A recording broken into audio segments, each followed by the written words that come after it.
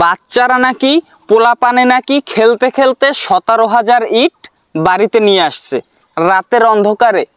ঠিক আছে, তো এটা হচ্ছে ভাই পাথরঘাটার নিউজ। পাথরঘাটার লোকজনে যদি থাকেন আরামসে বইসা পড়েন। ঠিক আছে, আপনাদের এলাকার নিউজ, আপনারা এর বিচার করবেন। তো আমি একটু লেভেলে আসি। এখানে বাস্তব কথা বলতে এসেছি ভাই, ঘুষ খাওয়ার সুযোগ নাই, কোনো পেলেই ঘুষ খাওয়ার সুযোগ নাই। কথা হচ্ছে কি ভাই, যে পাথরঘাটায় একটা নিউজ দেখলাম, খুবই হাস্যকর একটা নিউজ।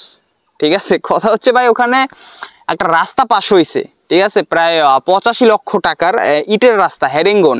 তো ওই রাস্তার কাজ চলতেছে। তো ওখানের যে ঠিকাদারি কন্ট্রাক্টর আছে না, ওই কন্ট্রাক্টর যে ইট ওখানে লাগবে পুরো এস্টিমেটের বাড়তি 20,000 ইট নিয়ে আসছে, বাড়তি 20,000।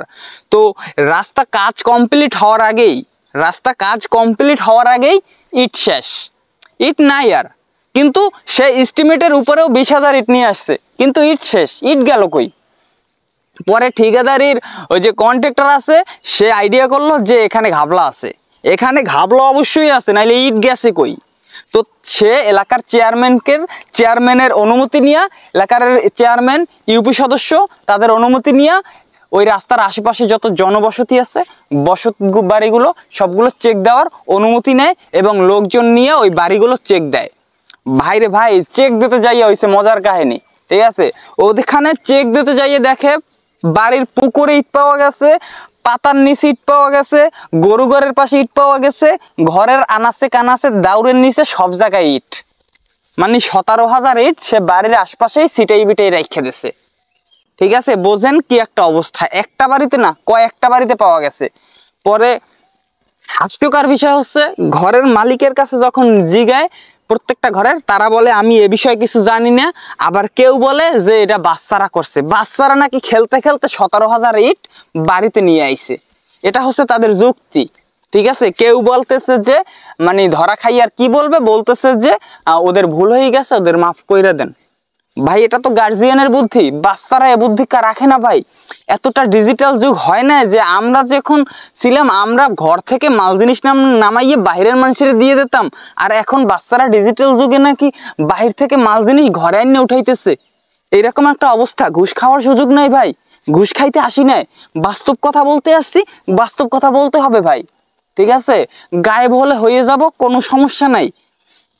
কথা হচ্ছে ভাই, আমি একটা কথা কি জানেন, যে তোরা ইট চুরি করবি কর, তোরা একটা রুম উড়াবি, রুম উড়াইয়ে একটু তোরা ঠান্ডায় থাকবি, থাক, কোনো সমস্যা নাই। ওই রুমের মধ্যে তোরা লেড়াইয়ে পড়ে থাক, লেড়াইয়ে পড়ে ঘুমাই থাক, স্যাগাইয়ে পড়ে ঘুমাই থাক, কোনো সমস্যা নাই আমার। কিন্তু তোরা বাচ্চাকে এখানে ঢুকাইলি কে? হ্যাঁ, বাচ্চাকে শাস্তি কমাইবে, সাজা কমাইবে, হেরফানে বাচ্চাকে এখানে ঢুকাইছো, নাইলে বাচ্চাকে এখানে ঢুকাবি কে? তোরা ইট চুরি করলি, তোরা আনলি, হানে ইট খাইলি, সব করলি, তোরা বাচ্চা গোহানি ঢুকাবি কে? এখানে বাস্তব কথা বলতে আসছি ভাই, ঘুষ খাওয়ার সুযোগ নাই। কত কটা হাস্যকর একটা নিউজ, আপনি একটু ভাবেন ভাই। আমি এখানে ভাবনা পড়তে আসি না ভাই, আপনি একটু ভাবেন যে কতটা হাস্যকর নিউজ এইটা ভাই। ঠিক আছে, আমি আর কথা বলবো না। আপনাদের যদি এই নিউজটাকেও দেখার ইচ্ছে হয়, ঠিক আছে, তা আমি যে ক্যাপশনটা দিছি না আমার ফেসবুকের এই ভিডিওতে বা ইউটিউবের ভিডিওতে, যে ক্যাপশনটা দিছি না, ওই সেম ক্যাপশনে ইউটিউবে যাইয়ে সার্চ দেন, আপনি পাইয়ে যাইবেন, ভিডিও পাইয়ে যাইবেন। ঠিক আছে, আর আমি যা টুকটাক আপনাদের ভিডিও দেখাইছি তা তো দেখলেনি। এই হইছে অবস্থা। আমার আর কিছু বলার নাই। ঠিক আছে, আল্লাহ গো হেদায়েত দেউক। ওরা বাচ্চাকে ঢুকাই এখানে বড় ভুল করছে। ঠিক আছে, বাংলায় যে এখনো এরকমের মানুষ আছে ইট চুরি করে, এটা আমার জানা ছিল না। ঠিক আছে, তো সবাই ভালো থাকবেন আর বাস্তব কথা বলবেন, যেখানেই থাকেন বাস্তব কথা বলবেন, ঘুষ খাইয়ে কথা বলবেন না। সবাই ভালো থাকবেন, আল্লাহ হাফিজ।